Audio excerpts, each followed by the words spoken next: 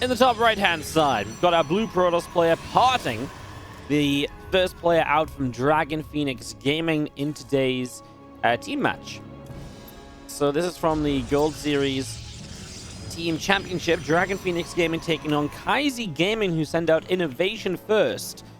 As these two will then play 2 maps against each other, and they will be the first 2 maps of this best of 7, where we will play all 6 maps. And if it is 3-3 after that, we'll play a 7th, 8th base match as well. Let's hope so.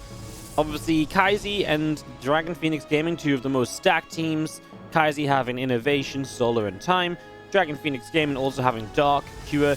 But they have to play their Chinese player, which is going to be Firefly. So some really cool matches in this first best of 7 today. And because of that, it's a pretty good candidate for YouTube. Because if nothing else, INnoVation partners the first 2 games should at the very least be somewhat entertaining, as I can't believe this SCV was a moment away from actually seeing the probe heading down over here to build a pylon.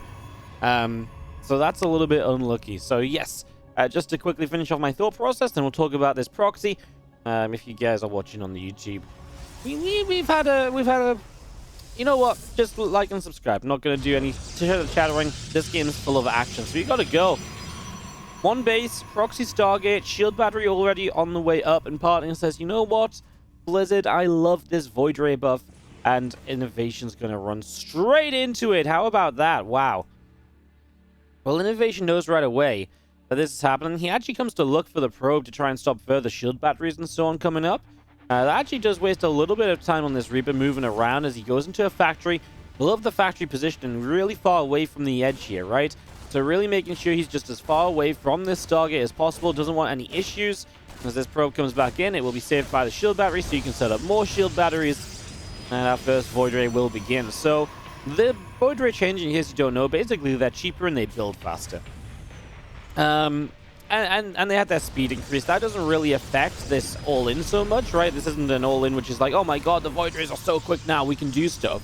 This is a change where it's like, okay, Void Rays are a little bit cheaper, Void Rays are a little bit more, you know, quick to get up.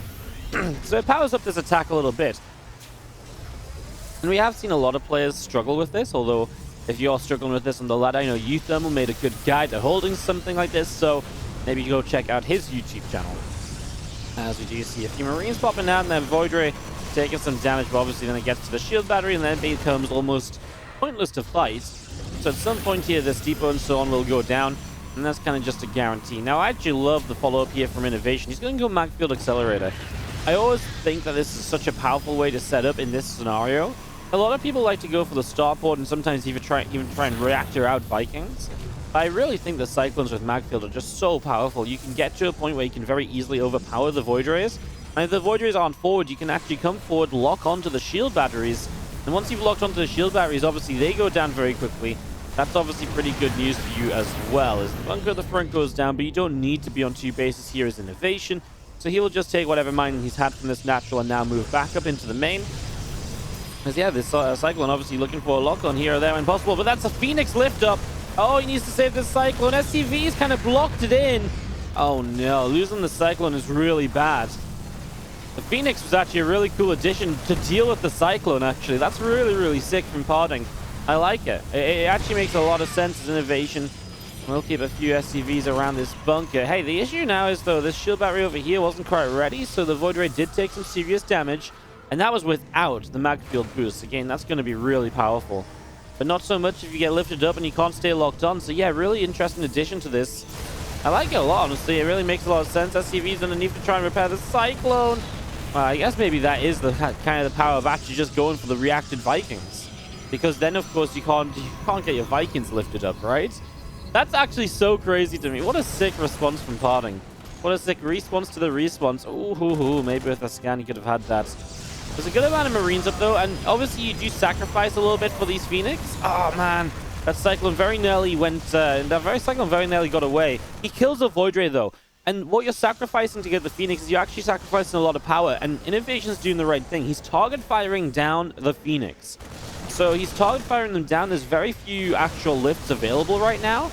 And there's also just very little firepower left, right? This Void Ray there's only one Void Ray. And against some Stalker, with some Stalkers as well. But the Stalkers are nowhere near as scary. In fact, I just don't think one Void Ray is as scary, and PartinG accepts that too, and he builds another one now. So, you know, instead of this being like 5 Void Rays, it's been like, you know, it's a Void Ray and a Phoenix as it stands. And I feel like that's, again, it's a sacrifice you make as PartinG, right, to get to this point.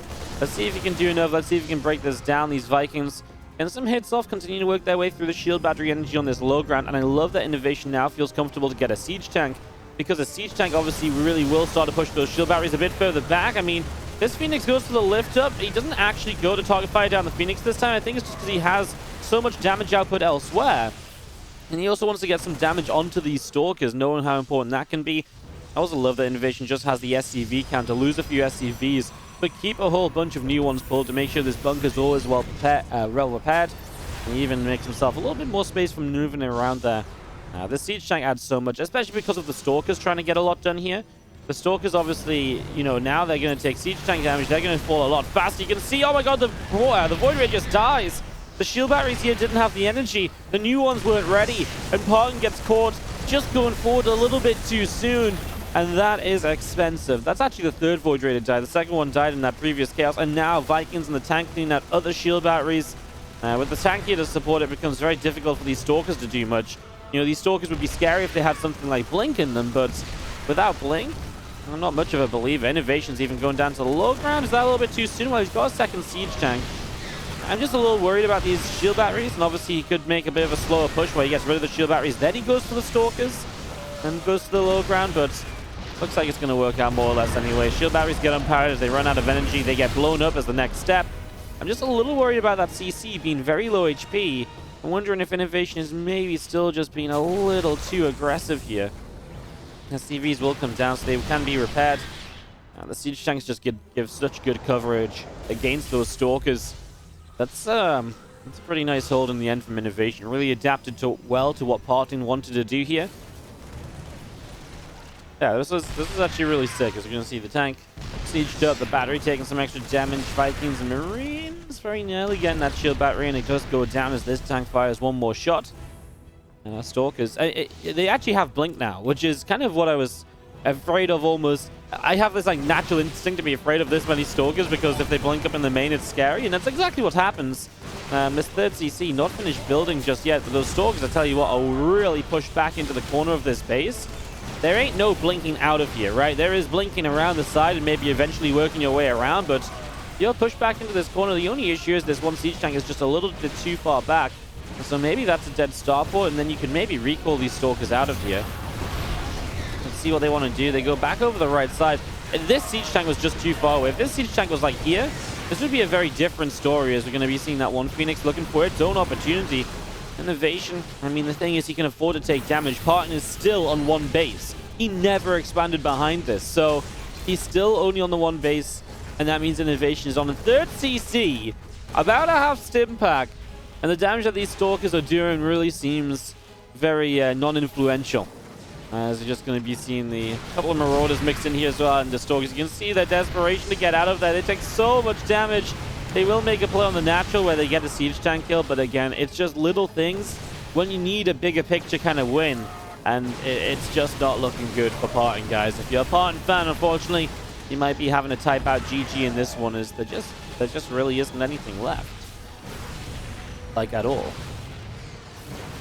This group of Stalkers, 10 Stalkers remaining. I did like that he went Blink. Obviously, he was playing a high Stalker count from the start.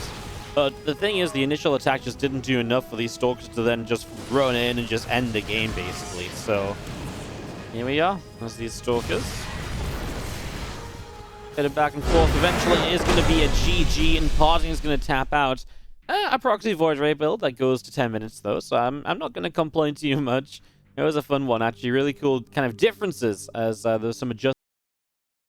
Alrighty, so in the bottom left-hand side, we have got the blue Protoss player representing Dragon Phoenix Gaming. Can you take a map to tie up this clan war? This is PartinG.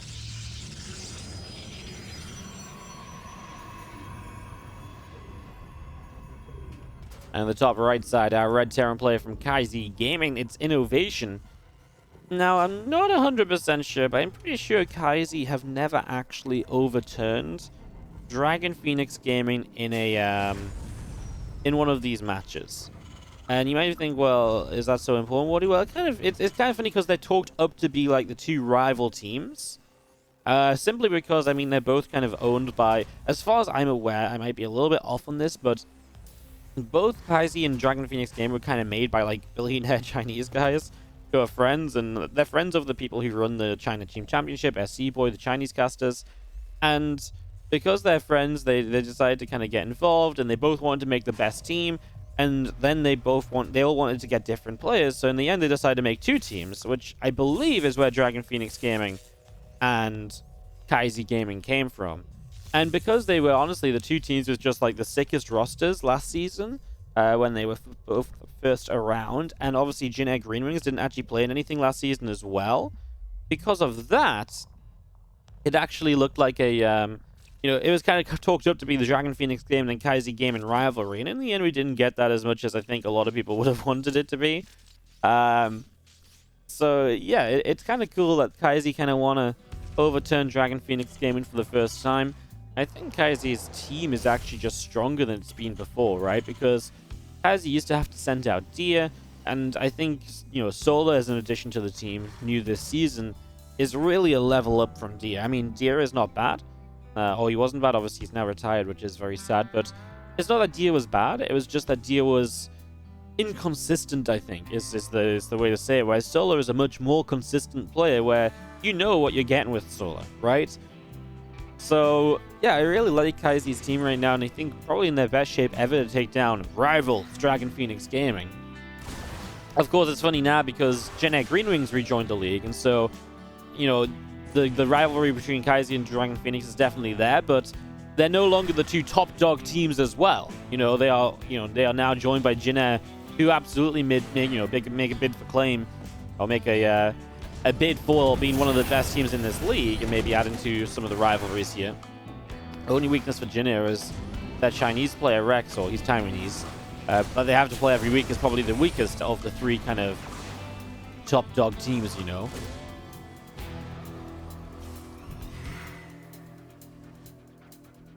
Starport setting up from INnoVation, as you're going to see the Twilight Council in the Robo facility. Setting up from PartinG, so getting that ready to go. Going to have the Adept from PartinG going up into the main base, and just going to see the Hellion, Marine, and the Reaper in a fight here, and that is going to be a dead Adept, so Adept will go down, able to take this down nice and quickly. I'm just going to be seeing the Blink already on the way up, the Robotics facility coming through, a couple of gates building. We haven't talked much about this game as I talk about teams a lot, but there really isn't much to say. It's very kind of, it's just very much so the standard, right? There's nothing really special about it. You could open up 20 PvT games, and probably 50% of them look as, about as similar as this. Reaper and Hellion maybe can bid for some extra scout and info, doesn't get any. We'll see the Stalker out the front, it is just Blink from PartinG. Yeah, there's really nothing too, out of the ordinary here. They're really screaming and shouting all about.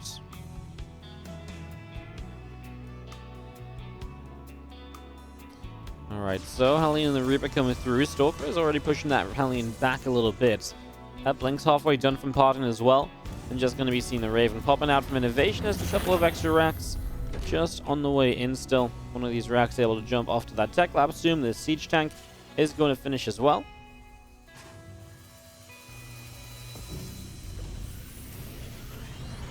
Just going to be seeing very sad stuff. The Reaper did get into the main base then. Obviously, the power of this little ledge not being blocked off. So, INnoVation gets his scout in the end. Do you see the Robo Bay? I don't think he got deep enough. Nope. So, the Robo Bay goes unscouted, which is good news from PartinG. But the Hellion sees no third. And off of Blink with a Robo up, if the third isn't there at 4 minutes and PartinG isn't attacking you, it's probably a Robo Bay, right? Because if he's attacking you, that makes sense, there's no third base. But if he's not attacking, he's only going for a 2 to 3 gateway opener, then he's going for a fast attack choice rather than going into a 3 gas, Stalkers, then charge lot kind of build order. As we do see our few Stalkers now finally out onto the map, so looking to apply a bit of pressure, but INnoVation is kind of hanging back pretty comfortably, I'd say. He's got these few Marines in a bunker looking good. Couple of tanks are set up, the stim pack, the combat shield is all looking okay right now. Everything just looking good, just needs to defend for a few moments here. Obviously a game where PartinG didn't take a super fast third base, so there's not really a need for INnoVation to take a super fast third base. And typically the Terran players don't take a third base all too quickly in this matchup anyway, so kind of just hanging back, waiting for that. He'll probably take it behind the stim, combat shield, and +1 attack. Obviously there is that potential for just pulling the SCVs and just going 2-base all in, but don't think that's really the case. The third generally does come down with this kind of setup, as obviously the Raven's got a pretty big role to play. As the extended thermal lance is coming through, I think the Raven has a really big role to play. This Colossus is obviously something that can be disabled, and disabling that Colossus can be a major play. So we'll see what this Raven gets up to. This tank didn't like the third CC, but he decided, okay, I'll let it live. Just attacked it there for a moment.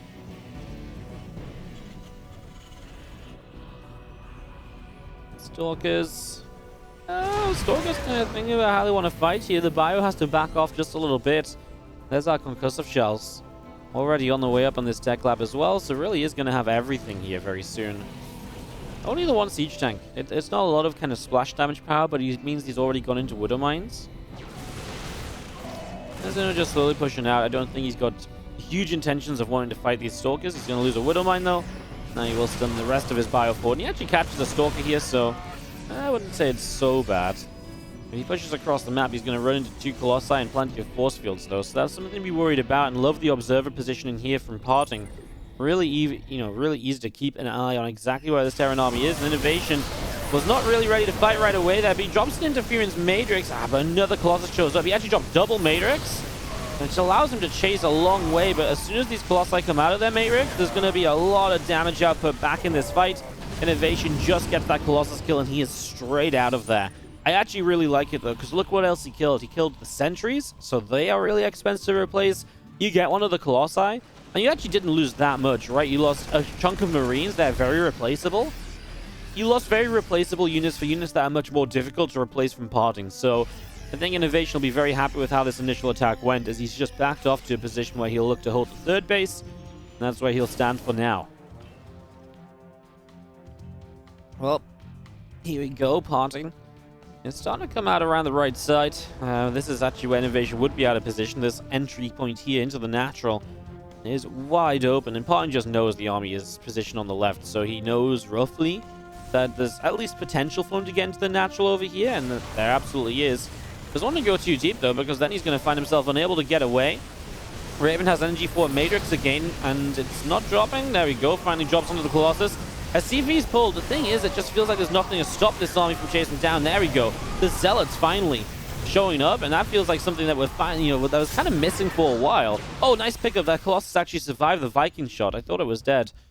Nice save there from PartinG. There's INnoVation continuing through the center of the map, and, well, a few Marauders here picking away at this. It's a Stalker that's a Zealot.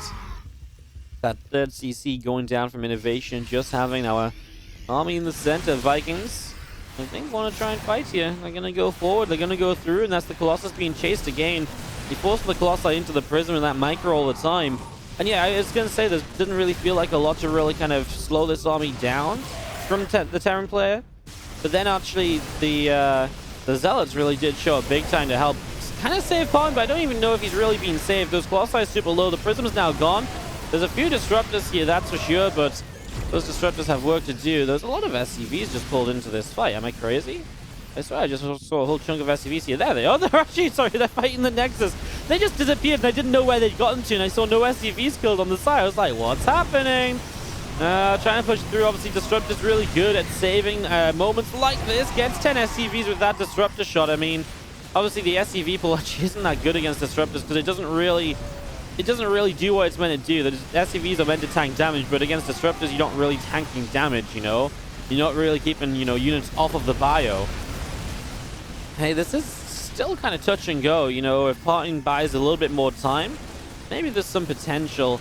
Obviously, it's not so great that he's kind of lost a lot of his Disruptors already. He's only on 2, I believe, and this Disruptor here is not going to get up as it gets unpowered, and that's the biggest issue. The other Robo, there's only one Robo. Wow, he really built those Disruptors up very quickly off just one Robo. I was convinced there was 2, in fact. Kind of because 2 showed up at the same time, but yeah, okay. In that case, this is no issue at all for INnoVation, because Two Disruptors just can't hold this Bio Army back long enough, and there's nothing to really stop INnoVation from just pushing through further and further and deeper onto this army. As you can see, Storks and Disruptors will continue to drop, and INnoVation's just going to overwhelm, kill off pretty much everything. The Super Battery goes down, but it's a Super Battery that ain't really going to save the day. GG is called, and INnoVation looking like a monster for Kaizi Gaming in the opener here. And that's going to be a 2-0 lead for Kaizi. What a way to open such an important first two games. So we join into game 3 of this best of 7. Obviously, we've swapped players out from INnoVation versus PartinG. And now from Kaizi Gaming, with his team in a 2-0 lead, it's the Red Terran player Time, who has been on fire lately.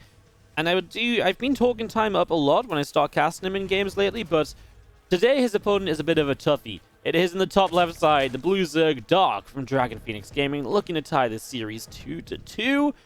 And that's where we stand. Now, really fun little interaction as the players join the lobby here. Dark joins in. Obviously, the streams are on a delay, so as they join the lobby, they don't actually get to see the end of PartinG INnoVation. So Dark joins the lobby and he's like, "Hi, 1-1 question mark?" And and Time's like, "No, Inno 2-0." And Dark is like, mass question marks. He's like, "Inno 2-0 question mark?" He's like, "Wow. ... T Imber ... So obvious ... So yeah, Dark realizing that Terran is a little bit Imber apparently, because INnoVation finally managed to win 2 maps against PartinG. Yeah, it's just fun to see a little bit of fun between everyone. And then we actually had a bit of an emote war where a lot of people like to spam like the race icon and a thumbs up. It's funny because Scarlet used to do this all the time when I casted Scarlet in a lot of these Korean events like 2 or 3 years ago at this point, maybe even longer. And apparently it's not lost. The lobby emote wars as we start spamming Zerg with, trophies and thumbs up and, rainbows, and we spam Terrans with little poo symbols.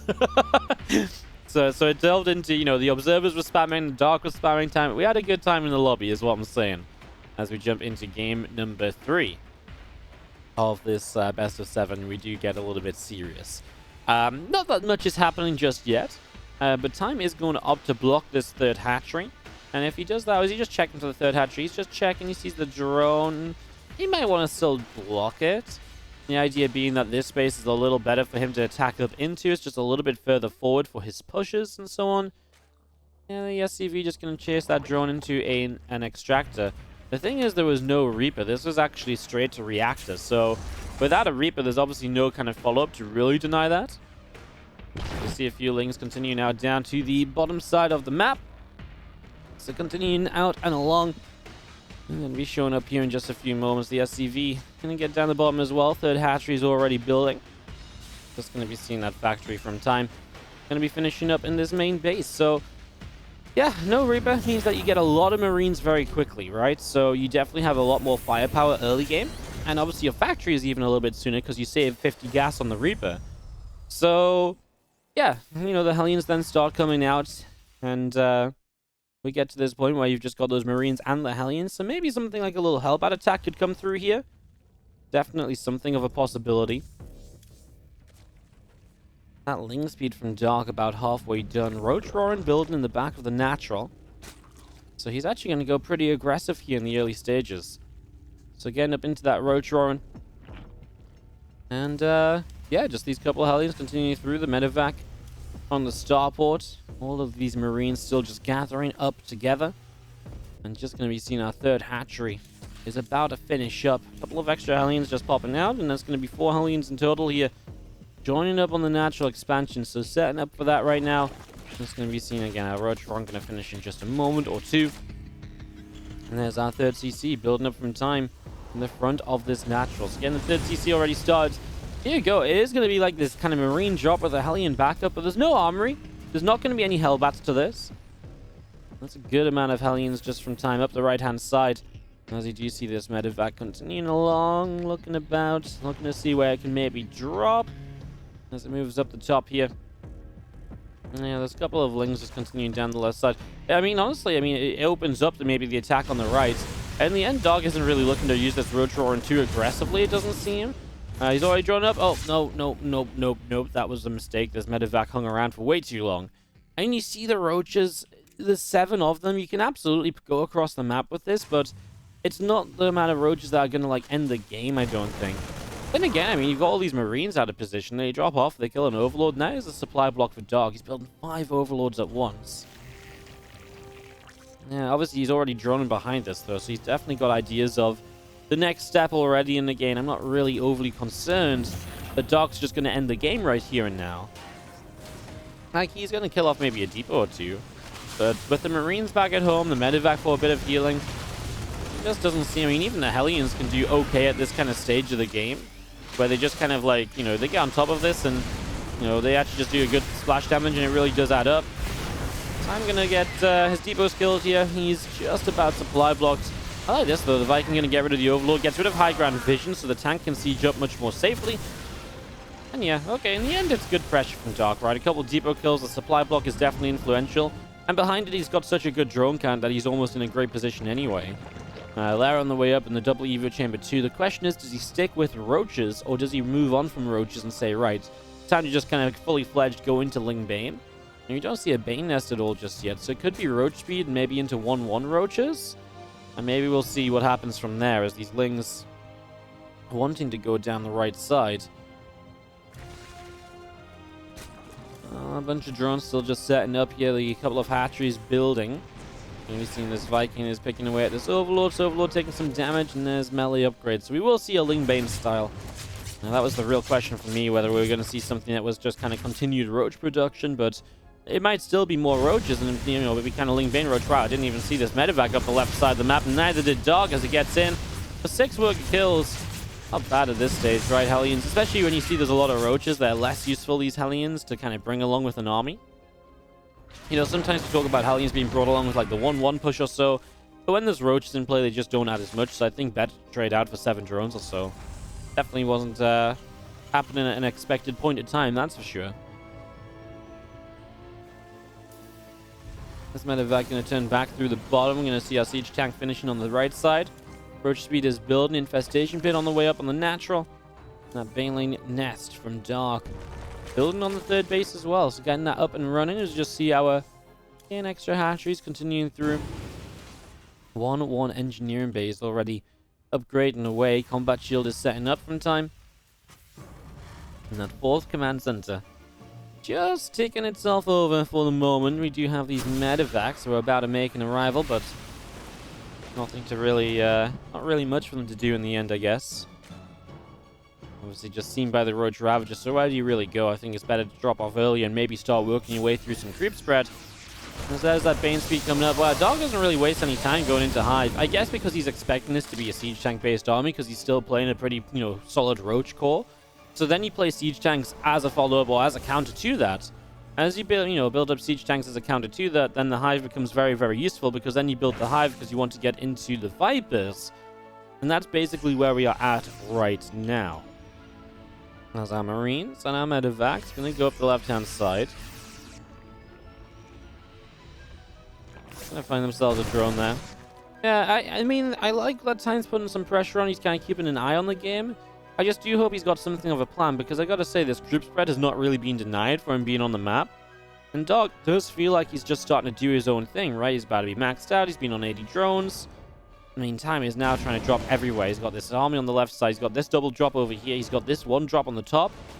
So really trying to multitask his way to some advantage right now. He's going to actually trade out here. There's not enough Roaches to fight these Marines.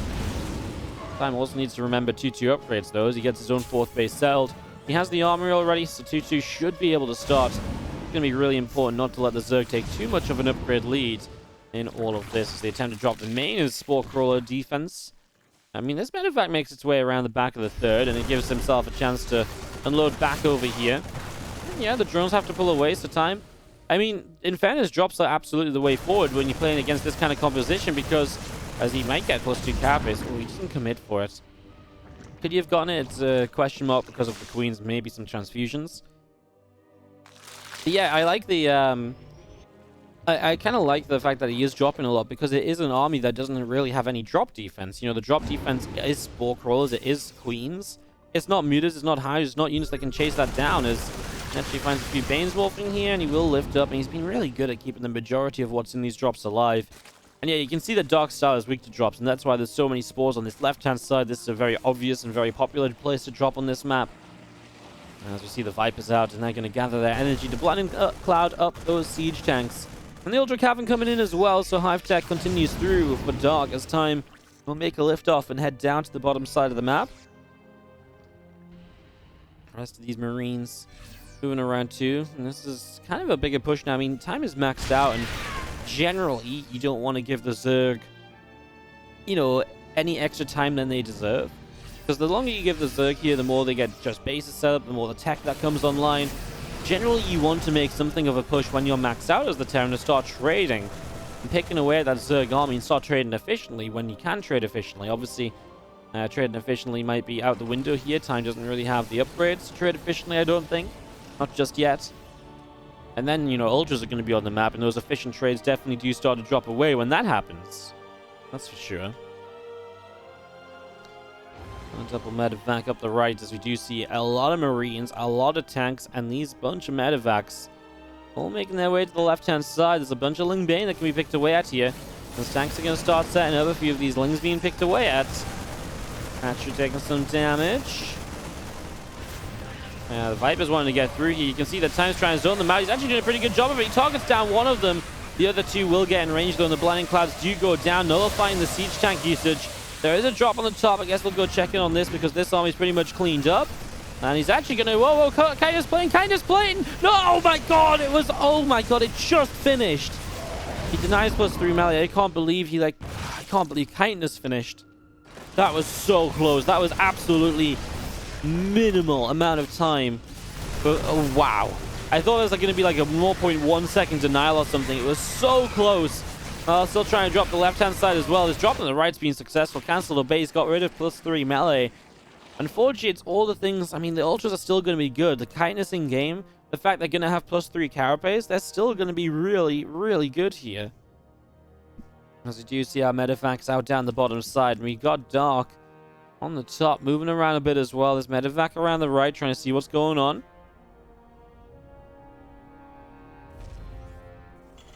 Command Center is building. These Lings come sweeping in. I mean, that's just going to be a denial right away. And it's kill, not a cancel. In Time's at the point where he's got plenty of bases, so you can spread bases out here, there, and everywhere. That's not really his issue. Coming up this right side, he's going to get rid of a few creep teamers. He's going to see the first Ultra of the game. The first Ultra is sighted. Well, I mean, he's getting the answer to Ultras up. He's getting Drilling Claws. That's obviously nice to have. He's getting the first few Ghosts out on the map, so he's starting to build up that snipe energy. He's got an answer to Ultras, at least. I just can't believe that they're going to have Kindness playing from the start. But that said, you know, even if Kindness playing had been cancelled at this point, it would kind of be a, you know, the Ultras haven't attacked anyway. It would be back online very soon anyway, so I'm not sure how influential that really was. It's not like Dark has taken that chance to have Kindness and actually gotten aggressive with it. It's not like Time has attacked in when Kindness would have been missing too, so maybe more of an annoyance than anything else. I guess you could maybe argue that then Anabolic Synthesis wouldn't be done, so the Ultra Speed off Creep. So maybe that's nice, but like I say, that's also a pretty short upgrade, so as seconds pass by with not much happening, that Ultraless Cavern not being denied faster doesn't really have much of an impact.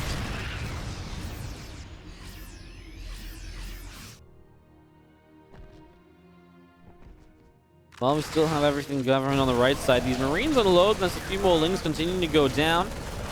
It's quite nice, but the Banes show up eventually, and this drop, perhaps the most careless drop we've seen from Time. You know, he's been really, really good at babysitting his drops and maybe making sure that he doesn't lose too much of them.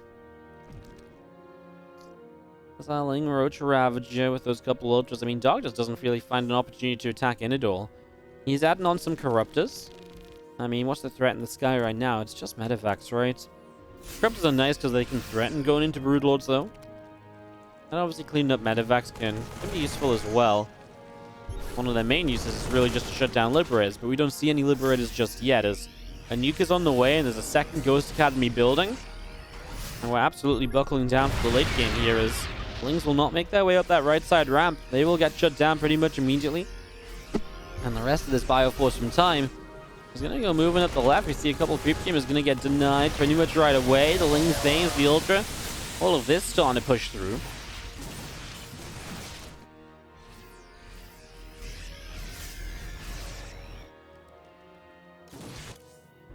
flagship weapon upgrade from Time. On that armor is going to see tank fire is good to push the lings back. It's actually, this base has just been unable to do anything to it, Doc, because those tanks have actually just scared his army away so many times over. So the tanks there are really working out. And Time really just positioning his army on the bottom side to defend this 5th base. Means that he's able to put the pressure up the left side. Now he's going to start nuking the right at the same time. We'll check in on that nuke in a moment, but this big fight is going to start happening. Doc has seen the nuke. He's pulled his drones away from that base. I can see it on the mini-map. So it's not going to be a major nuke. As you can see, it's going to land on just a Spore Crawler. And now the Ghosts cloaking up. They actually got some really good snipes off here. There should be one more snipe to get rid of that Ultralisk, and that should be about it. I mean, Doc lost pretty much everything, but he's able to rebuild instantly. That's the power of Zerg. He's actually missing a bit of lava. He's actually still got a lot of money in the bank. As this Cloak Ghost is actually going to find more kills than the initial nuke did. In fact, the initial nuke killed a Spore Crawler. He gets 5 drones here. As that Ghost will run, problem is Overseers are just a little bit faster, so he'll go ahead and make his way out, but he is caught. But that's actually a huge chunk of army that has to go to the top right to clean up one Ghost. And that's obviously from Time. Not that bad. He builds another CC or two, and I imagine he wants to slowly make his way towards this rich Vespene gas base. The thing is, if he takes this base, I mean, well, how's he trading so far? He's trading efficiently, not mega efficiently. Eventually, you need this base, but there's no way you take this base while you hold this base. So you've got to make a decision on which side of the map you want to be on. And so right now, Time's decision is to take this base, right, and to hold this left side. He's just going to say, screw the right side. You know, my tanks hold as far on the right as I need to be. And later in the game, he'll take this right side base. Now, the scary thing of that is it means Doc gets this double rich Vespene base up for free. But it does mean that Time can obviously harass this base pushing up here. I say it for free. There's still going to be harassment over here. This goes. I don't even see it. There it is, off to the side. Doc's very good at figuring out where that was right away. But now there's going to be 2 nukes at once.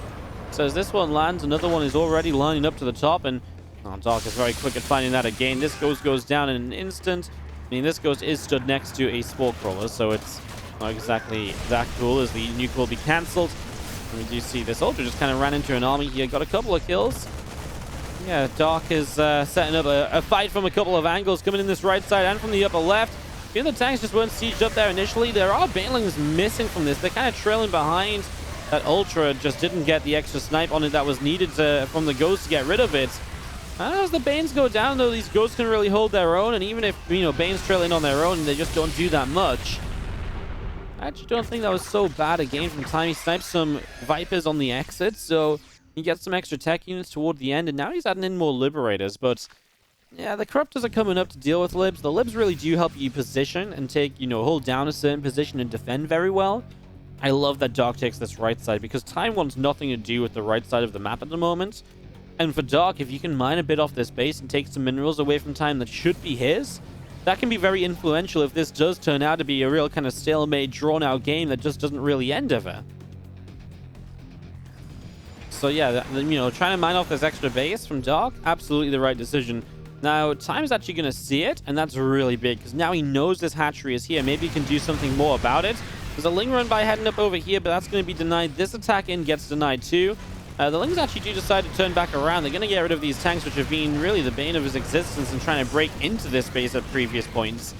He's only really going to get the tanks. The Ghost will clean up everything else, as a nuke from the low ground to the high ground will force the drones away from the rich Vespene base again, so keeping the pressure up over here, making it difficult to keep on mining. That's why Doc, he's never really escaped away with like a huge income advantage, has he? Like, yeah, he's had the income advantage, but it's not been unmanageable or unhandleable. Is that a word? Unhandleable? I feel like it's probably not. Yeah, so as Time probably continues to push up this left-hand side, Liberator's Siege. I mean, I like the Liberators being an addition. Obviously, the Corruptors are here to deal with them, but they do add a lot into the initial kind of wave of just kind of units running in. Let's see how it goes. As both players are maxed out here, so here comes our fight. The Corruptors showing up. A little slow, honestly. They're not going to get here very quickly. Snipes go down. That Ultra doesn't last very long. The extra snipes already lined up. And you know what? The Liberators survived. This is probably the worst fight we've seen from Doc yet. I mean, he dropped down a lot of supply there. Look at the resources lost increase. 7,000 difference. It was about 3,000 before this fight. And it was actually, I think, before, the previous fight actually went a bit more in favor of Doc than it did for Time. So yeah, this was in terms of efficiency. So yeah, that's big. And now he's going to get some extra Ultra kills. These extra snipes are massive. Every Ultra that goes down is a huge cost right now, as Doc going to lose another Ultra. Maybe another one as these Banes still running through. You're going to see the Ghost turn around. It's another dead Ultralisk. And 20 minutes in this game, suddenly it feels as though Dark has just lost a majority of what he's playing with here. Wow. I mean, he's kind of reset onto pure Ling. Obviously, he can make some Banelings. He can make a lot of Banelings, but he's going to go into Mutalisks. Huh. I mean, the interesting thing is we've not seen Mutas all game long. So the bases are relatively undefended when it comes to, like, mineral lines. The problem is getting into those bases. There are turret lines set up to help against Corruptors running into a fight, to help against Vipers running into a fight. But if you can get to the actual mineral lines, they are unprotected. The Muta switch is just a complete kind of out of left field sort of move. I think that Dark says, I need to slow time down here. I need to do some damage of my own, and my main army just isn't cutting it. So let's do something a bit different. But he actually gets the scan off time, so he actually gets to see the Mutas ahead of time. And he just goes straight into Widowmine production again, and that's going to be a big help against the Mutas. Okay, now I'm worried for Dark, because I feel like the Mutas surprise factor was meant to be the big thing here. The Mutas aren't meant to be a great addition to a late-game Terran army. Or against a late-game Terran army, that's for sure. Time might actually end up taking this far left-hand side base. That's really actually quite possible.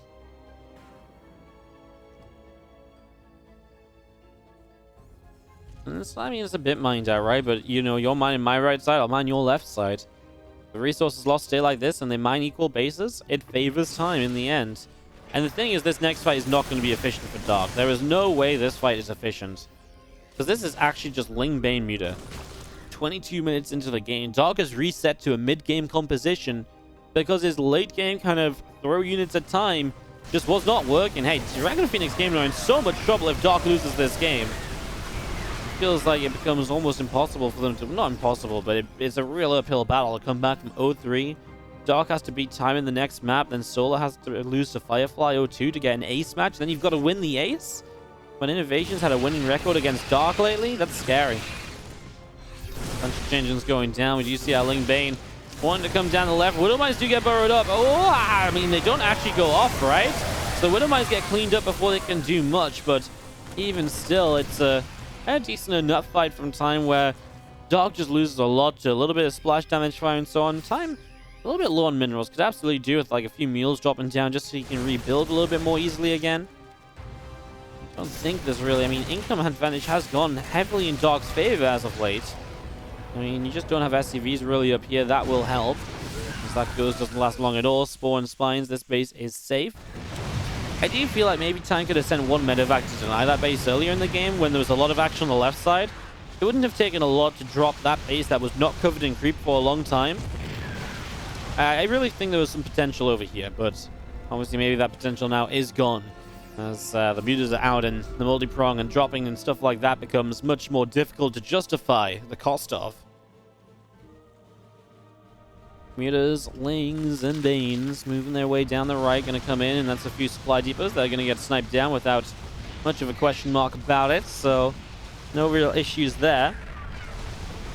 As these mutas picking up a bunch of kills, Snipe comes in, lines up, kills an Overseer, not a bad start. Liberator sieging, and the Liberator is going to go for as much as possible right now.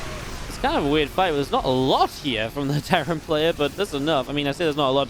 A lot of it was hanging back. So there wasn't a lot like on the front lines. Man, Time just can't max out. He's got somewhere, well, he can max out. He's just not spending his money now. He's not started up a production cycle, which he needs to do. He's just kind of letting 30 supply sit free. And for no real reason. Man, you can see the mutas in their annoyance, right? As soon as you go to the right side this time, boom, left side denied. That's going to be top left base denied. As Ling Bane runs in over here, and Dog is going to start cleaning that up. He actually keeps this planetary fortress alive, which is pretty impressive, you know, considering everything. Ghosts continue to chase that away. The Ling Bane on the right is kind of being hunted down, slowly pushed into by siege tanks. The thing is, these siege tanks are powerful at this stage of the game as well, so the Ling Bane doesn't even do that well, kind of flooding into a siege tank army. I mean, we're going to get an idea of it right now. These tanks is going to go crazy. Fire going to stim up, and oh no, Dark backs away. The extra tank fire here is just going to get so many extra shots off. Oh no, it runs back in as well. Dark losing a lot. I mean, Time's lost a lot of SCVs, so suddenly his income really is hurting, and Dark's income really is solidifying at a huge advantage, and that's something that just hasn't been a thing all game long. So Time's struggling to establish SCVs. I mean, the thing is, he finished on the left side, right? He already pushed the bases back over there, so there was nothing more for him to do, but by moving to the right to try and deny bases, he's taking a lot of damage on his left side bases. You know, bases he was able to defend until this point of the game. I was going to see our bio, a little bit of Marine Marauder here. The Ghost's actually going to show up and line up some snipes on mutas. Mutas are pretty weak, so they go down very quickly, and that's where Dark takes another big loss. Still about an 8,000 resource loss difference. You're going to see the Ghosts trying to find their way around.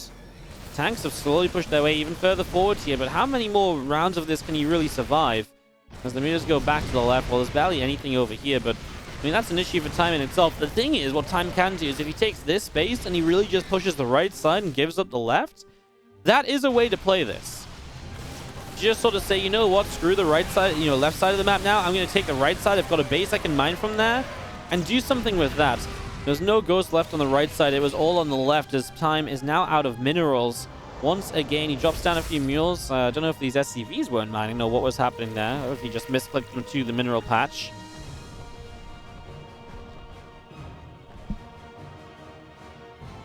Dark rebuilding his hatchery. I mean, it's a loss to his income as well. You can see he's dipping down low. Despite killing this base over here and having killed off a lot of the SCVs, the thing is, Time just has barely anywhere to mine from. And yes, he's been more efficient than Dark, but not more efficient to the point where he can't mine out this space and Dark mines out this space. So he has to deny this space again. While continuing to mine, he probably even needs to realistically stop this base from getting back up. So that might be a time to get a drop on that left side. But if the mutas are there, they're going to be able to protect it. And that's, of course, the issue. I was talking about those mutas. They're going to fly in here right now. And there's 24 SCVs here. They're going to try and mass repair the turret. And they realize that that's that's something that just isn't going to work out. The Ghost won this left side for the longest time. And I think he realized he maybe needed a few of them over here to deal with the Ultras. Time really feels like he's struggling to split up this army. 130 supplies. The Ultras run in. He's actually very slow to set up the stim.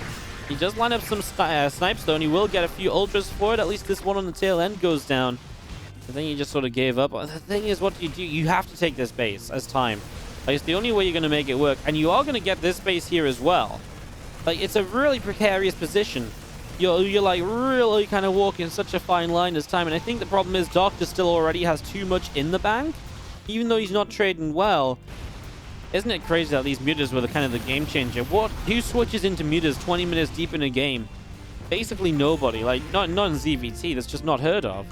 But Time never really got an answer up to them. You know what? Like, maybe he should have just built a few more Liberators. Because you already had a few out. He could have used Liberators against these mutas. That would have been fantastic. You know, you get some Libs out against these mutas. You've got something that can reliably push the mutalisks away.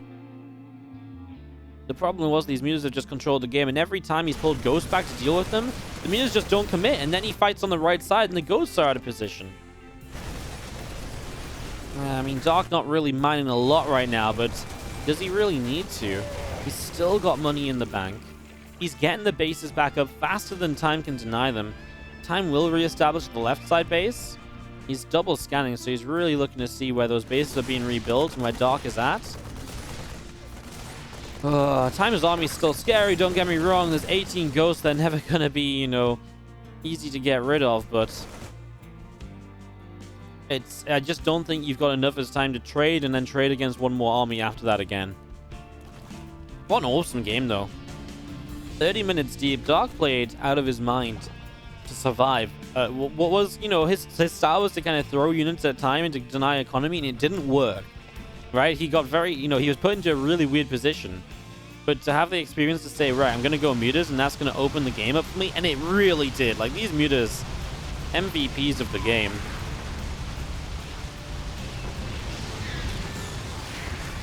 This is going to be seen how, I mean, this is just production under fire. You can't really do much about it. The mutas are just super. This is why the Liberators would have been great. You know, because the Liberators are just so much more mobile than Ghosts or anything are to go and respond to this. You don't really have a Marine count that can actually fight against this muta cloud. That, you know, that is 30 mutalisks.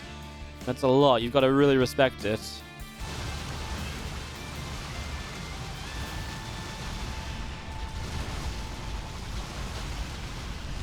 Orbital Command is going to go down over here. Ling Bane army runs the left side. I mean, Time's going to make a play for the right, where he is going to find a base.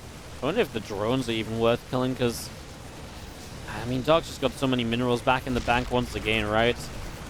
Again, Dark just has to clean out this army one time, and this is probably going to be... I don't even know where the Ghosts are right now. Ghosts, where are you?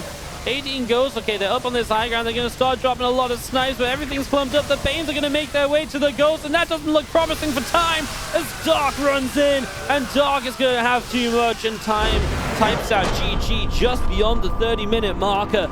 But Dark, to win an epic of a game number 1 against Time, puts his team on the scoreboard in this best of 7, and oh my god, what a game that was in the end. Dark played such a sick game. As we start off in the top right-hand side with the blue Zerg, he was able to put the point on the board for his team. It is Dark. And in the bottom left, red Terran is Time from Kaisi Game, and boy, did he put up a fight. He had me believing. I honestly, until like the very last few minutes, it really seemed like it was... it really felt winnable for Time, in all honesty. What a sick game. Second map of the 2 of them coming up. So I actually explained this to the Twitch chat, but in case you're watching this on YouTube, which it's obviously going to be on YouTube, so you know what, subscribe and like. You like that 30-minute game, you click those buttons. We got into the lobby for this second game, and Dark joins the lobby, and he goes, question mark, Björn, hello, which is quite a nice compliment, and Time just laughs, and he says, he's like, haha. He's like, Chinese Björn, and Dark seemed to like that one. He threw a few giggles back, so... Yeah, these... Isn't it kind of funny? Björn's been in the military for 2 years, and Dark is still Dark's still like, man, you're really, you're as good as Björn. It's kind of funny, but yeah, really kind of fun to see these guys interacting. Time has actually got a pretty good relationship with a lot of the Korean players. He did live in Korea for a while. So, yeah, he's got a pretty good relationship with a lot of the Korean players, which allows him to be a little bit more kind of fun and, you know, having a good time in the lobby. And I think that's a really cool thing about a lot of these StarCraft guys. You know, StarCraft kind of is a close-knit community when it comes to the pro player base. And so you get into a lot of the lobbies, and, you know, there's a few people who dislike others, I'm sure, but for the most part, you know, it gives us some good moments where they have a little bit of banter on, and they have a bit of fun, and they tell each other that the race is OP, and, you know, Time tells Dark that meters are unfair and that he shouldn't use them. So, yeah, it makes for a little bit of fun. Alright, so, drawn out to the third hatchery here. This time there is a Reaper opening, compared to the last game where it was a reactor expand. And External Empire is a map where you just cannot realistically take a third base elsewhere than here. So I kind of thought this Reaper was going to come up to fight that drone and to try and deny the third, but it didn't happen. So it just goes to the natural, lets the hatchery go down in the end. Just doesn't want to waste too much time paying attention to it, just doesn't feel like it's going to be worthwhile. Maybe even just doesn't want to force Dark into like extra gas mining early. Maybe he just looks at that and says, ooh, that's kind of like, yeah, that's kind of scary, right? As we do have the Reaper, the Queen, having a little bit of a dance here. This Reaper's like, I want to do some damage. Thing is, it's there's not really much to be done, right? Even if that creep streamer goes down, are you really going to be able to kill it here as Time? No, you're really not going to be. As that circling speed starts up from Dark. And what does he do on gas, by the way? He just leaves one worker on gas. Well, that's very standard. That's very regular. It's not really any surprise there, as our starport from Time goes into the main base. A couple of Hellions continue to build up here. This Overlord from Dark just out chilling up on the high ground. Mill drops down, and these SCVs finding away on the natural. Here comes our Reaper out up to the top. And, yeah, just really kind of waiting around to see what the next step of this is, especially from Time. He goes pretty fast 3cc off one gas, right? So we'll see what his follow-up to that is. What's really nice is there's no Overlord on the right side of the main. So Dark actually doesn't get a free scout of the 3cc. So Dark is a little bit, you know, no pun intended, in the dark as to what exactly is going on. As he drops an early Baneling Nest here, and that's not a Baneling Nest you need against a 3cc at this time. That is a Baneling Nest which you build against like a Hellbat attack and a lot of the trickier openings that your opponent might go for. So yeah, Dark without that information is going to kind of just invest too early, so he doesn't kind of run away with the economy or anything himself. That means that Time actually might start to run away with the economy on his own accord, in fact. Gonna see our Hellions show up, and the Queen takes a shot of damage, and a couple Lings, Queens Still just in production, really not much else to say. Here in Eternal Empire, obviously this becomes Time's map pick after game number 1. He loses it, and it's no surprise. Eternal Empire, a really good map to defend 5 bases as a Terran player, push a 4-base, 5-base Zerg. In fact, that's the real strength of this map, that you can even take this 4th base here and push the, the top side of the map of the Zerg. Or if if the Zerg goes this way, you can take this base. It just has more pushing power than Death Aura, so it has the kind of the defensive advantages that Death Aura has, but it does, on top of that, it also has the ability to say, right, I can, push your bases more easily.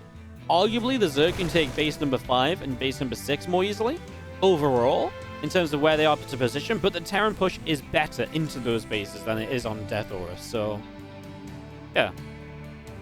Pretty cool as our Spire gets set up from Dark here in the 3rd base. So it's a pretty quick Spire, all said and done. Obviously pretty fast lair, and allows him to now go into a pretty fast failing speed 2. So he's going to forego the upgrades in the early stages this time around, as just the +1 attack from Time needs to remember that +1 armor is a nice upgrade to have as well. There we go. Obviously doesn't want to wait around for that too long.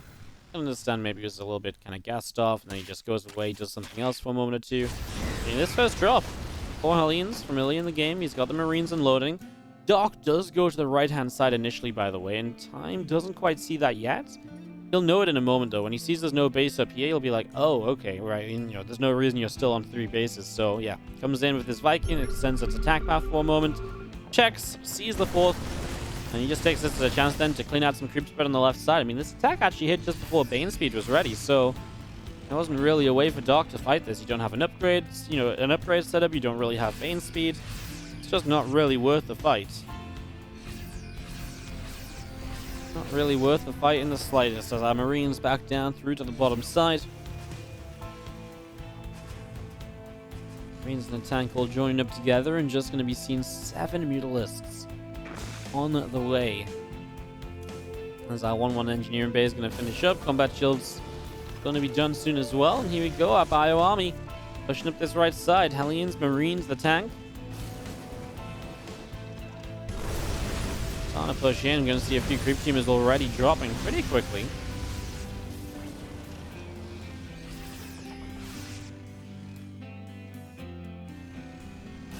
Tank wants to continue pushing. I mean, this is the thing, right? This right side push is pretty powerful because there's also not many real creep here.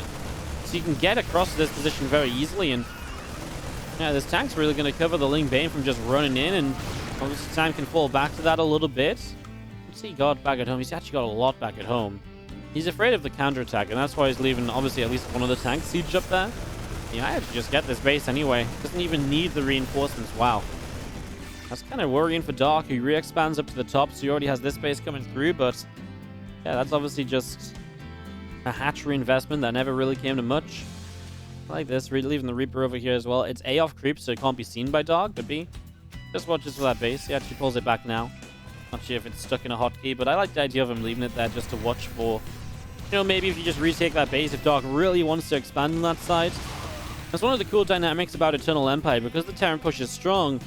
The map isn't imbalanced because the Zerg has that kind of ping-pong effect of I can take a base to the left and the right and the left and the right, and I can kind of just jump between the two of them.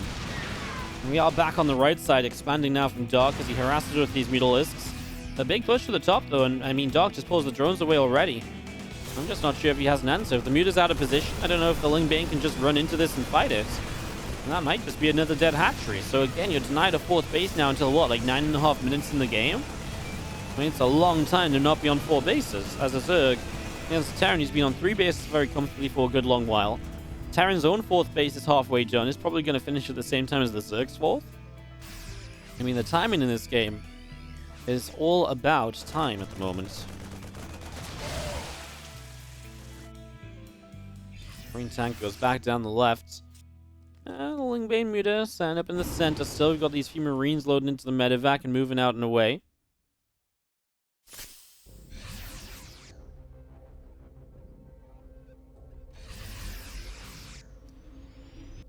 Push wants to come up the right-hand side. Hatchery will finish. Drones just as the start of mine. I mean, Time knows where this max base is, right? He knows what the plan is from Dark.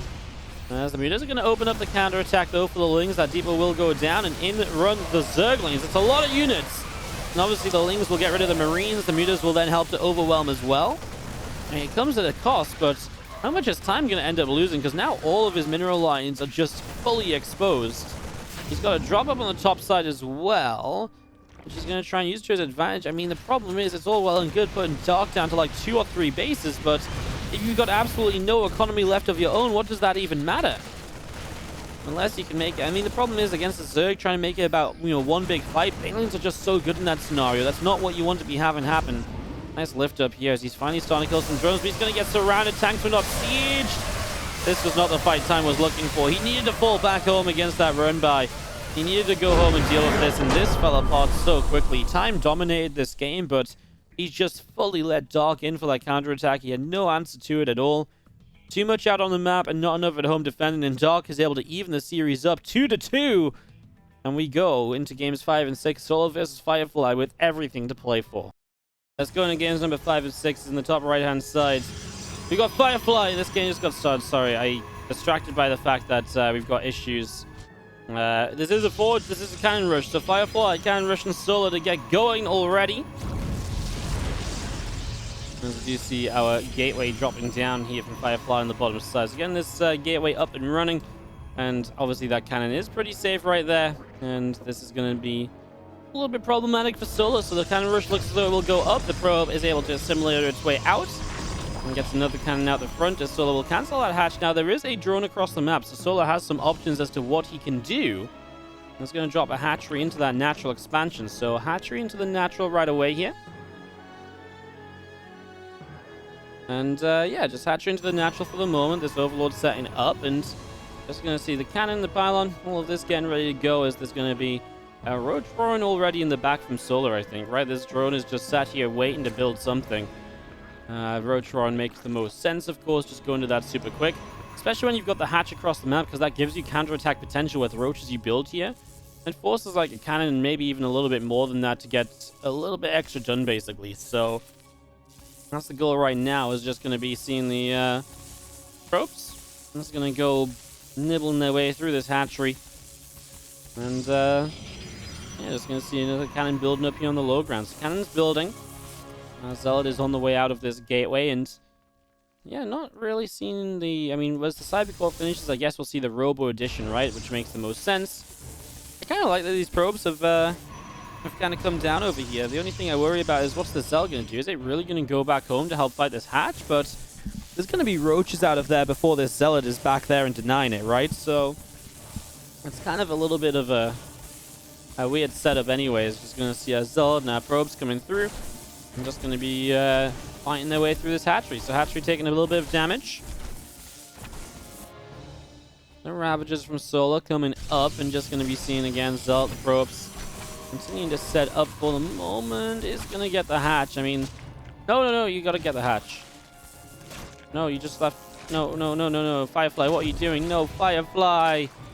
I guess, okay, he knows this Zealot was going to show up and get the kill anyway. Okay, I mean, it kind of works out. Now Solar's still got roaches back on this side as the cannon's not ready yet. And there's no full wall off, so these roaches are just going to run in. He recalls a Stalker to fight this. This will take some attention away from over here. Obviously, it's still an investment from Solar out over on this side, and those roaches will never really be able to get back home. I mean, if they come back, what can they do? They can fight like the cannons from the wrong side. It's going to be a little bit awkward, right? He's going to see this cannon gets, or this panel gets picked off, or battery gets picked off. Another battery starts, but cancels it. Not sure what the plans right now. These roaches are coming back as well, by the way, as this Immortal looking for a Ravager kill. Gets the first Ravager. As well as WardiTV, honestly. He's going to get this roach as well, but there's no... Oh, there's shield battery to the top side, but that's going to be it. This Immortal, okay, he gets a lot of kills. He was actually running out of HP. He's running out of shield batteries to help save him. This Pro trying to build another shield battery gets stuck on the roaches. The Prism's about to pop. Run, Immortal, run! Prism will save the Immortal, but there's no shield battery here. Solar, I can't believe he's not killed this Probe, by the way. As the cannons do a lot of damage as the roaches run by. What is going on? How is this Probe alive? In no world should this Probe still be alive. I'm absolutely certain of it. I'm absolutely certain of it. Well, 2 more batteries come up.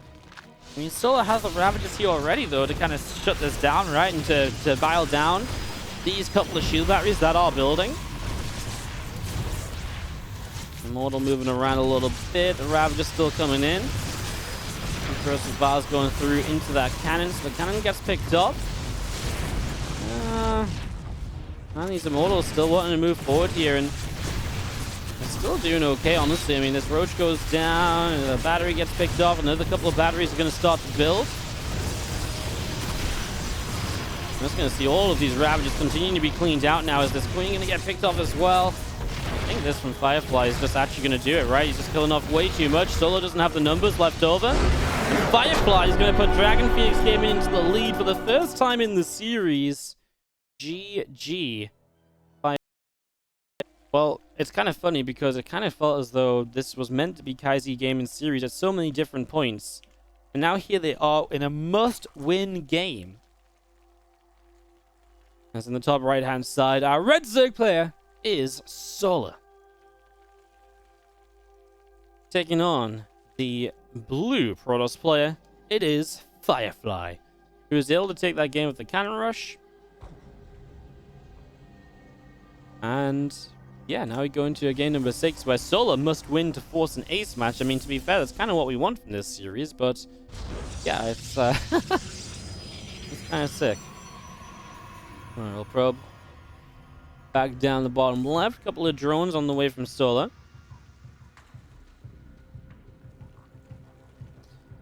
Since there's a couple of drones coming through, this gateway is on the way up, and a simulator building as well.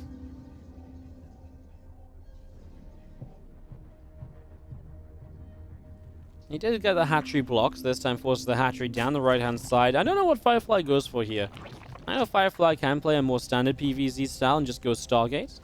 Obviously, with the hatch block, it maybe leans toward this being something more Twilight Council focused. So definitely a couple of options.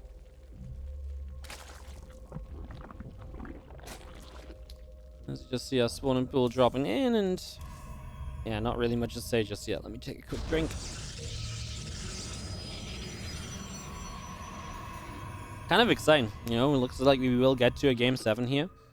Unless Firefly can pull off another upset. I mean, that's really cool.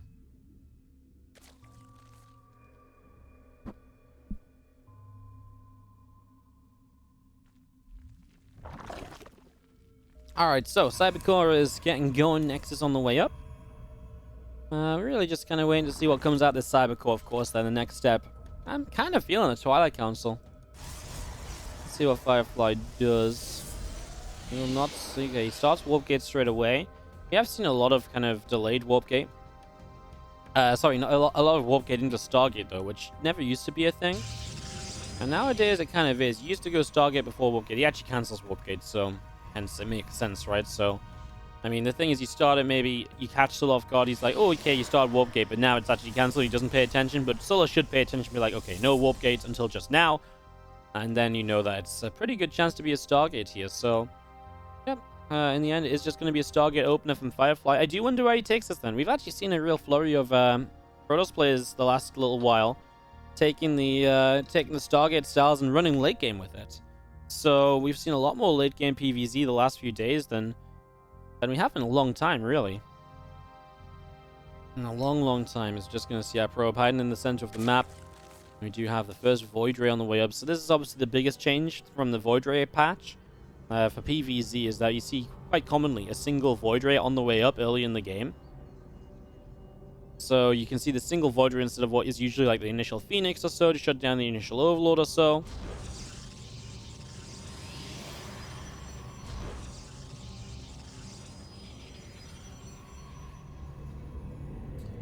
So Overlord is going to fly in, obviously sees the Void Ray, it's going to get the kill. Do we build more than one Void Ray, though, is the question. And the answer is yes, I will, once I'm not supply blocked.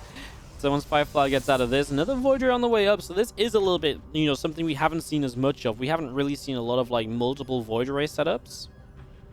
It really has just been kind of one Void Ray and then kind of go from there into, again, a pretty standard kind of follow-up. But yeah, multiple Void Rays.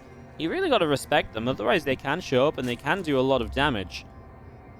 This Ling moving down the bottom side here. There is going to be The Void just looking to deny map control. You know, obviously looking mostly for overlords, but he catches Zergling. You know, it is still vision from Solar that's now taken away. That's a third Void Ray. We really are setting up into something here. And you can see that he's hiding these Void Rays too. He wants whatever he goes for to be a pretty good surprise to Solar. Okay, I have no explanation for this base. What the hell is this? Hello?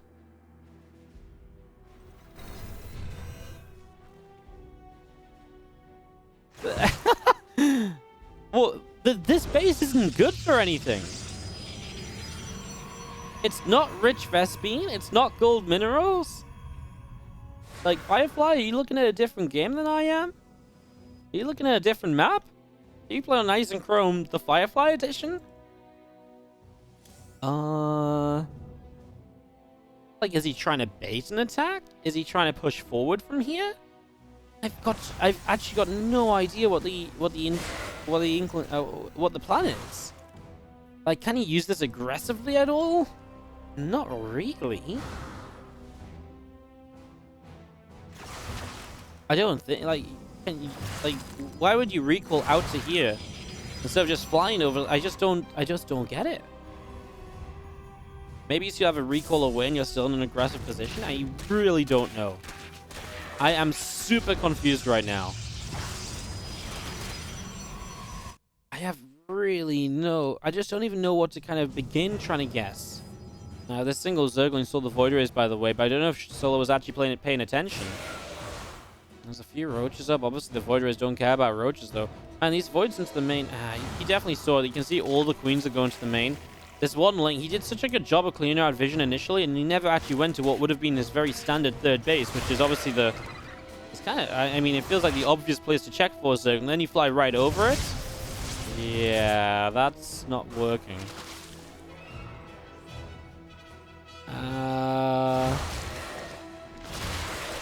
Well, a few Adepts get caught in the center, so that's a nice little win from Solos. He's going to shade through. The thing is, these Adepts don't have glaives either, so it's not like these Adepts are, like, as scary as they sometimes might be. The Void's recalled over here, and they're going to hit the right side instead. So is that actually the plan, just to try and relocate the Void Rays a lot? I mean, Solo is very on top of it, and now he's going to lose the Adepts in the main base as well. He's going to try and shade out of there, but the Roach Ravager gets pretty much on top, and nothing really escapes there. The Corrosive Bowels kill some Lings, but... And the Queens are still chasing the Void Rays away, too, and... Just going to be seeing the Void Rays going to turn back around as well. Queens continuing down the bottom side, and it's a lot more Ling Roach Ravager continuing through. I mean, in the end, I guess it's just for the recall, but obviously it just doesn't work at all here. Because the Queens were already moving over. I just don't feel like it's aggressively placed enough for the recall to matter. Like, I guess the idea is you keep it at home so that you can actually kind of somewhat actually use it as a third. Like, I don't know. Like, it feels like you may as well just put it over, you know, over here, right? But then, of course, you can't really use it as a third base. So it's kind of finding that in between. Would it really have made much difference to just recalling over here, is my question? No. It's made this really easy for the Queens to just push forward. It just doesn't really... I mean, obviously, it's unfair to say that it just doesn't make sense. It looks stupid because I'm sure there's a reason behind it for Firefly, and it's just not working out in this game. And so, obviously, it's going to look dumb if, like, Solo's just on top of it and he makes it work, right? I mean, the good news for us is it looks like we will get that ace match as Solo is going to deliver the victory in this one. I mean, these Voids are just dying, so... Yeah, even if a couple of them survive... The Roach Ravager doesn't seem to know what it wants to do. Looks like it was continuing across the map for a while, now turning back around. Solo's building 13 Hydras. There's Resonating Glaives on the way for the Adepts. Void Rays are really trying to... They're really gunning to make something happen, but I just don't know what they're going to do or where. I mean, you're against a 2-base Protoss player. All you have to do is make units on 61 drones. He's already got the 61 drones.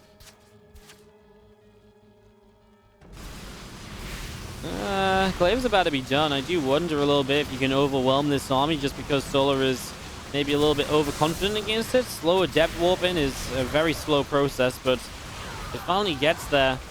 Yeah, the Adepts kind of move forward. And honestly, I mean, this is not a bad fight for Solar in its, in itself. It's just, does that really matter? Is it good enough to turn the game around? Not really.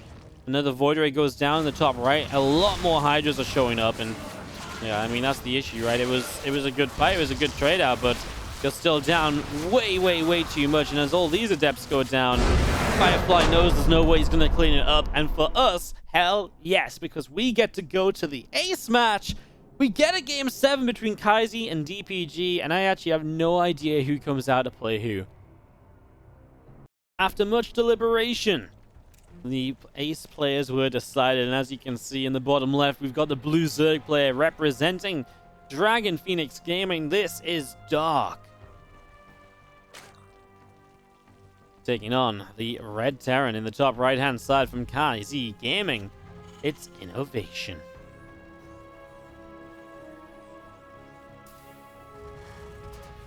So, we get to game 7 of Inno versus Dark. Well, of these two teams, but it is Inno versus Dark. You know what? Can we just cross our fingers and hope it goes for like 20+ minutes? Is that not just what we deserve as a good, I'm a good little StarCraft streamer, and all I want for Christmas is INnoVation Dark to go along. Can I request that? Can I ask for that? Is that okay? Overlord from Dark is off and away to the top right side of the map. And we kind of get off to a a fun one. Oh, I mean, no proxy racks at least. That's a positive, yeah. If we're cheering for the longer game, the lack of a proxy racks is definitely a benefit to that. As this first rack is going to finish up in the front already, this Overlord from Dark continuing to head to the upper right-hand side. Reaper is building up here as well from Inno. Really no surprises. Not skipping the Reaper or anything like that to go for the faster Marines like we saw Time do earlier. It is a map where sometimes you crank out like a little bit of a Hellbat opener. Brush across, put some damage in. And there's INnoVation. Very standard across the board here so far on Everdream. Obviously the same for Dark. He's going to finish up this natural. He's going to get his queens and his first few lings started. He's actually only on one worker in gas, so he's going to take a little bit of a delayed ling speed. Really just prioritizing the mineral income early in the game. Really just wants to boost that up as much as possible and even take a very fast third base off this. So he's going to get the third hatchery really quickly here. Not playing any games at all. Oh, he's... okay, it's not... just doesn't have the minerals for yet, so he just goes to the extractor just in case the Reaper shows up, but not the case. Well, he did actually make 6 lings, which is a bit more aggressive than usual from Dark. Usually you just go for the 4 lings. They are good enough to do this Reaper dance. So 6 lings is that little bit extra here. I don't think it's really going to have much influence on all of this. Well, there's Reaper hanging out to the left-hand side, and the third CC already starting from INnoVation in the main. So again, that third base up and running. We do have the Queen pushing the Reaper back just a little bit. Our orbital command from INnoVation on the natural expansion as our factory lifts up. It's going to go to the reactor as well.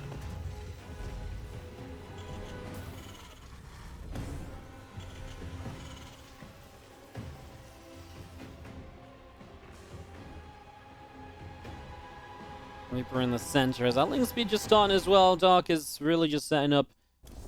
And there's not really much else to say about it for the moment.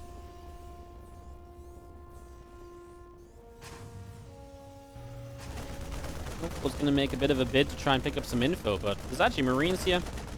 I mean, it kind of has to go because this Rax got brought over. So INnoVation making the investment of this Rax moving away.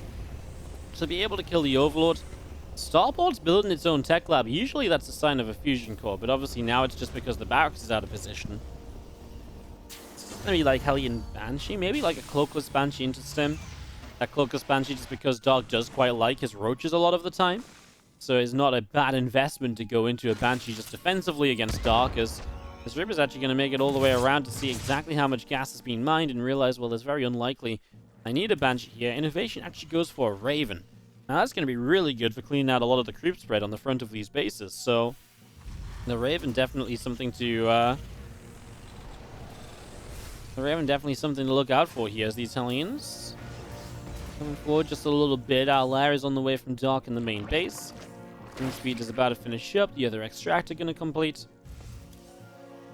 And there's that tech lab on this barracks about to finish up as well. So all of that getting done. Stim back starting, and the Baneling Nest from Dark already coming down on the natural, so that setup is... He's just playing pretty standard. Obviously, with that faster lair, he will go into the Spire pretty early in the game, so he will get the meters up, and he'll look to control this game from the early stages.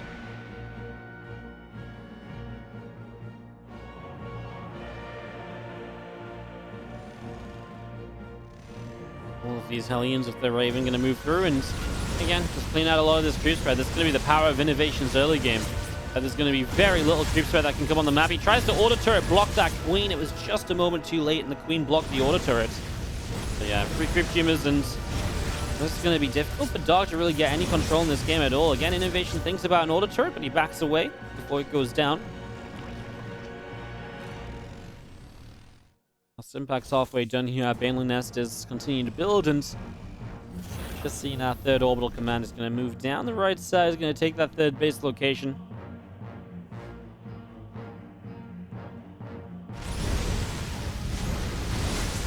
Just drop the auto turret this time around. Finally gets it down. Good target fire on the Raven, by the way. Like, for the most part, this Raven has been hit a lot by the Queen, so at some stage you kind of do have to back away with this and go get the repairs. Can't just stay out here forever as the Queen's having to replace all of this creep spread here, there, and everywhere. It's just using up a lot of that Queen energy. INnoVation backs away. Like I say, that Raven does need a repair, doesn't it? As he gets into his bio, he's got the third CC in location. And he's starting to drop down those mules. So INnoVation looking good. I like the way it opens. I honestly always feel like this Raven opener always does pretty well. Like, yeah, it's an investment, but you do clean up so much of the creep spread so early on. I love that Dark having the few Banes up here says, right, let's get some run-by potential going. Let's see if we can do some damage already as INnoVation. It's exactly at this time where INnoVation is already moving down to be aggressive, right? So it's likely that he's going to be looking elsewhere. He's not paying attention to those few Banes. They will have Bane speed, and they can hit that third base. It's an open run straight to the third mineral line. Pulls them back, though, so doesn't see the opportunity, apparently. Dropping the main base, Dark has no idea about it. He's got zero vision. Apparently, okay, sorry, the Overlord sword coming in, so he does have an idea about it, but he dropped into a dark area, so I got carried away. In fact, it is just going to be, well, still these Hellions and the Raven pressing. I'm not surprised if these Marines join up. They actually got an Overlord kill. So denying some of the vision to maybe drop into that main base again just a little bit later on. Those Banes do come through, and they hit 14 STVs. So they actually came back in at the end and get 14 kills. That is obviously a lot of damage done. And actually, well, Dark's actually, I mean, he's struggling in supply, but he is about to make 10 meters. Those 14 workers should slow INnoVation's next waves of his attacks, at least. This Raven's still playing a dangerous game, still low HP. Gotta be careful with that. This Bioforce, though, might just run straight in to kill this fourth. I mean, Dark is building a new base up the left side, so it might not be the biggest loss in the world, but there's just no contest to this, as INnoVation almost can't quite believe it himself. He backed away there for a moment, and this hatchery looks as though it will go down. Don't think you justify running the Ling Bane in to maybe save the base into what probably is just a bad fight for you. Tell you what, though, INnoVation still having the Hellions up is huge, and again, controlling the game by denying these creep tumors again and again. A bit more bio, continue to set up our couple of Hellions. Gonna get surrounded here. The Queen's getting some kills, and this Raven with the Hellions up to the top side. Still more of this from INnoVation on the bottom. Just really trying to keep the map under his control. Gonna find some creep spread. I mean, this base was about to come back down. INnoVation would have been there to deny it.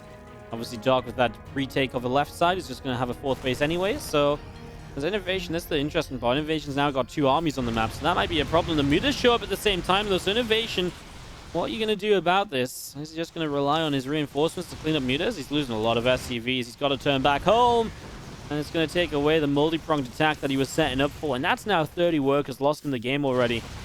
It's an expensive SCV game for INnoVation. Losing a lot of economy a lot of times over. That really adds up. As Drilling Claws coming through, that's going to be a big upgrade for those Widow Mines against those Mutalisks. Again, just INnoVation felt like he maybe had something with this attack on the top, attack on the bottom, but doesn't happen as a drone trying to get down here gets blown up by a mine. Dark really does want to get this base established already. I would say that makes pretty good sense as our bio comes in. Lings and Banes coming through again. Widow Mines are going to power up. Lings and Banes going down is now a medevac's going to lift and go where? Well, actually, the Muta's going to turn away for a moment, so it gives INnoVation the chance to maybe drop into the main. Maybe just trade out with a couple of Mutalisks. This drop here as well is going somewhere. I mean, it's a couple of Widow Mines. Now INnoVation's got an army on the top side. Don't really know what's happening. It's a little bit less than great. It's less than great. What's Stark doing? Use the Mutalisks. Oh my god.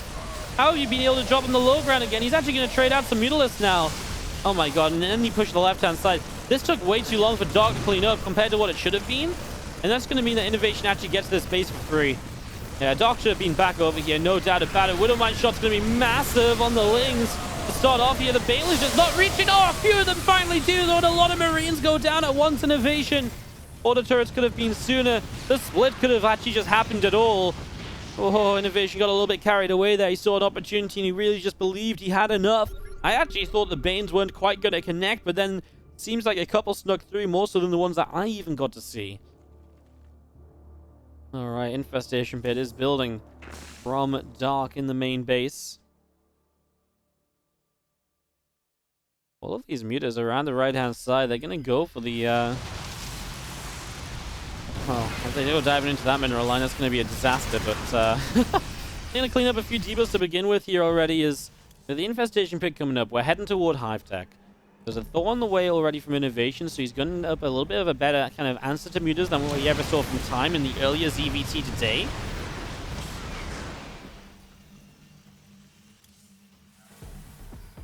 I like INnoVation's response. I just feel a couple times over, Banelings have done more than they should have done. But Doc now is obviously controlling the game himself. He's using these Mutas to move INnoVation around and keep INnoVation at home a lot of the time, and as Widow Mine's catching Overseer, so Doc will be able to get out of there. And now Doc says, right, well, I've got my Hive on the way, I've got my Lingbane all building, and I get into this position where my Lingbane Mutas should be able to hold off another fight or two or some good flanks. The only thing I'm worried about is Doc is, A, supply blocks for a little bit, but just very low on money. You know, there isn't like a massive rebuild waiting to happen. He is going to take a fight on Creep. Impressive, by the way, the Creep is this far forward after the early game we saw. There's so many Widow Mines, though. I got no idea where they're going to go off and what they're going to hit. It feels like it wasn't super crazy good for INnoVation, as now these medevacs are just kind of on their own. Thor showing up, another couple of medevacs here. Man, I feel like these Mutas have had so many chances to kill things that they then just didn't actually go for. Kane's going to run into this into this mineral line, but there's actually just so many Widow Mines here. They were kind of left behind from earlier. I actually thought those Widow Mines were with the army when we saw that previous fight, and that's why I thought there was maybe so many more Widow Mines than there actually were. There's still a fair few. INnoVation just reactoring those out all game long, with the Tech Lab factory still just building a Thor at a time. Help against those Mutalisks. I've about to complete 17 creep tumors spreading at once now. And again, for everything that INnoVation did early, it's all disappeared. Realistically, it's all gone now. The Bio Army sets up down the center. We've got a lot of Mutas joining up, and they're going to make a bid for the main base, so another attempt to get some damage done. Mutas into the main, Terran onto the creep. Dark, I think, is fairly ready to fight this, though. He's got Banes rolling in just a few at a time, trying to set up some Widow Mines. These Mutas are going to do a lot, and again, that's part of the fight, right? Because now these Mutas are going to do a lot of damage while INnoVation can't really pay attention to them. He's got to pay attention over here. Widow Mines felt very late to burrow, honestly, and there's a whole bunch of extra Banes about to finish up. Some drones going down before these Banelings are done to run into this army. The Marauder's actually just going to trade with these Queens. A couple of transfusions coming in a little bit too late. Problem is, INnoVation, your production is being camped, so what the hell are you going to do about that? Answer, probably not very much. As KaiZ Gaming's hopes in this series might be falling apart. It's a big one for KaiZ too, because they lost to Jin Air earlier in the season. So a win here would help them to stay really top 2 in the league, and right now that just does not seem to be an option, as those Mutas are taking a massive beating. A lot of SCVs continuing to go down. Command Center will start to morph into a planetary fortress. Ultra's cavern building from Dark in the main base. Entire bioforces out onto the map. The Mutas all joined up together. Lingbane getting ready to go, and again the bioforce coming through the center. Widow Mine's already burrowing up. As we push forward here, these few creep teamers already going down, and We've got Ling Bane that's going to run in on this. Widowmine shot gets a few Lings. The Thors are here. These Banes are going to get picked off. That's not too crazy. INnoVation's army staying alive, but the mutas are back across the map, dealing some damage. A few Marines showing up. I mean, the mutas are pretty, they're bruised. Yellow and orange health bars across them, but just don't know if it matters enough. And he's going to find all these Widowmines now that were dealing damage, so that's free pickings out up in the top side of the map. As INnoVation gets a base, Dark is put down at 5 bases. I say put down to 5. 5 is still pretty great. I actually thought this one in the center was still rebuilding, but it is already up. I mean, INnoVation is kind of holding on to 5 bases as well. For all the shit I've been giving him, he's actually really... I haven't really been giving shit, but you know what I mean? Like, he's actually held on pretty darn well. I thought these mutas were doing a lot more. I thought they were really making INnoVation fall apart a little bit more here. The thing is, INnoVation with the mutas in his base, they don't have the mutas in the fight, so he's actually having much better fights than you might expect. The production's still an issue, though. He's down to, what, 7 racks, but that's going to go down to 6 here very soon. Your racks are burning. The Thors are going to come drop in the main. You've got to be paying attention right now as Dark. You can't have these mutas AFK as the Thors show up. Well, INnoVation, he just lost 2 medivacs. Oh my god, he just lost all 3 Thors. 2 medivacs went down before the Thors dropped. The 3rd Thor was low HP. That almost felt like it went the other way around to what it maybe should have been. The 3 Thors should demolish mutas. In reality, mutas just demolished 3 Thors because INnoVation messed it up. It was INnoVation that wasn't paying attention as those Thors dropped in. And what I was saying about Dark as maybe being a scary part was maybe meant to be the other way around. Don't know what button I've just managed to press there.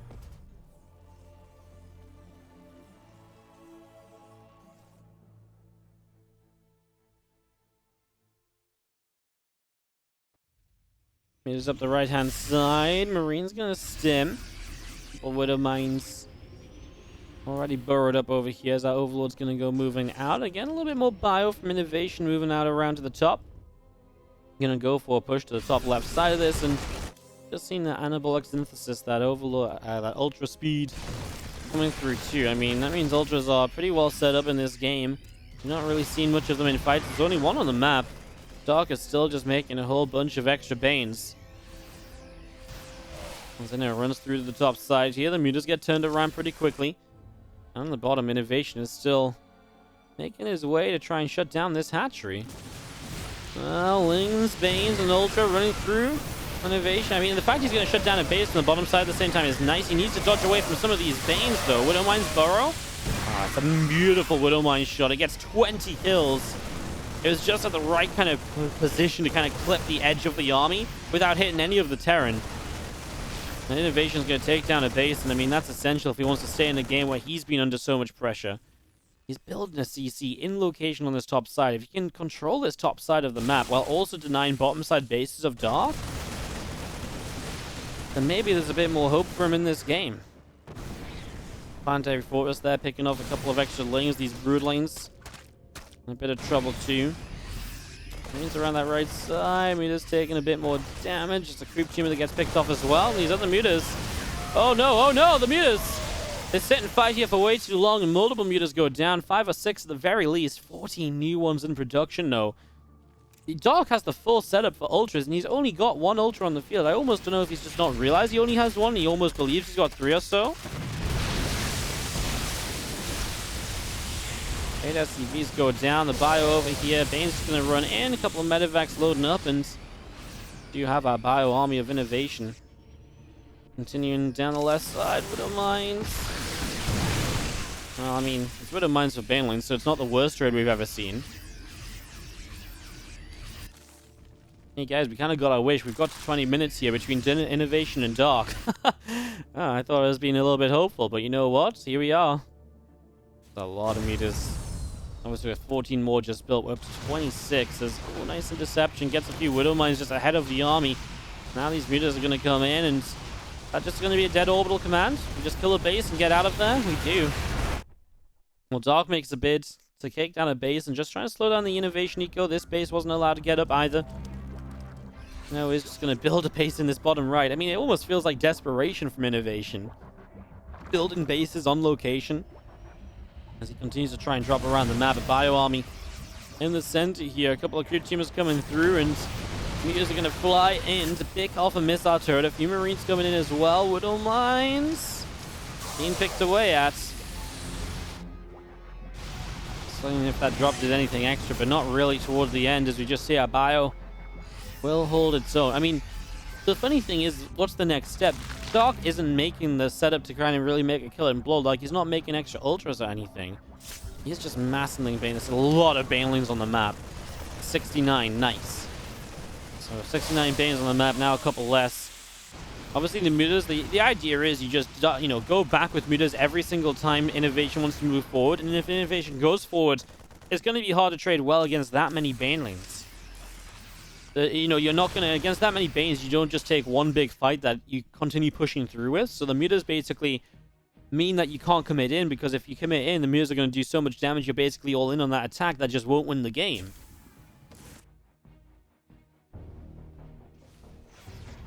It's been a really fun game, but I do feel like Dark has had better control of it for a while. I know INnoVation's been good at kind of denying bases, but Dark has just had bases everywhere, and he's been doing so much with those mutas, and now INnoVation has nowhere to run to. Widow Mines from the top side gets demolished. I mean, this is a very one-sided fight in favor of Dark, and that just straight up ends the game.